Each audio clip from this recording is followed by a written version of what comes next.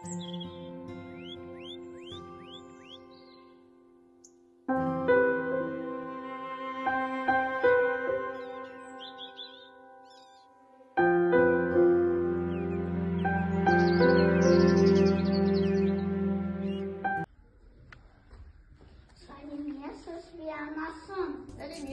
balam. Bugün havandan dostlarım tezlatır.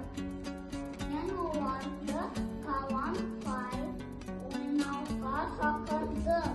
Жақсы balam. Hani özlerinde tezlatır için. Assalamualaikum. Assalamualaikum. Assalamualaikum. Assalamualaikum. Балалар, мен Райымбектің ағасымын. Хан Талабай ойынның шартымен сендерді таныстырамын. Ал кәдімгі отыра ойындар.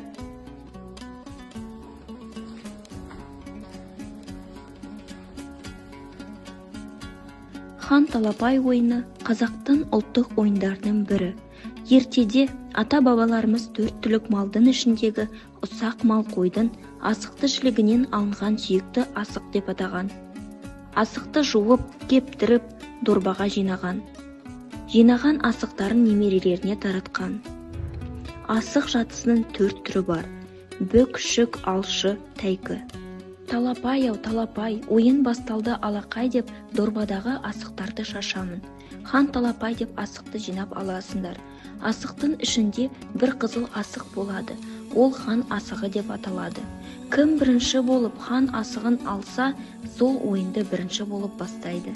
Жинаған асықтарының ішінен бір асықты сақа етіп сайлап, қалған асықты көмеге тігесіңдер.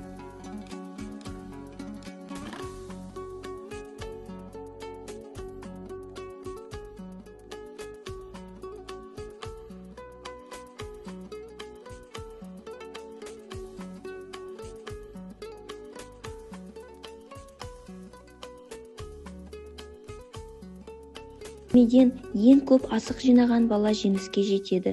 Алтын асықты иеленеді.